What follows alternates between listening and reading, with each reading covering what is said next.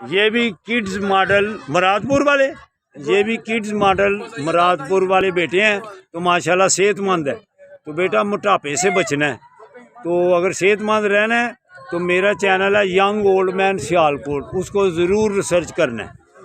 दूसरा चैनल है दीनी मदीना 1111, उसको भी रिसर्च करोगे इंशाल्लाह ताला दीन की बातें भी मिलेगी और सेहत की बातें भी मिलेंगी। ठीक हो बेटो, अल्लाह हाफिज़।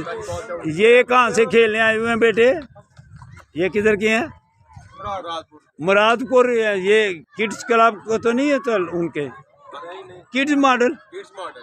किड्स मॉडल वाले ये भी बैठे हैं माशाल्लाह।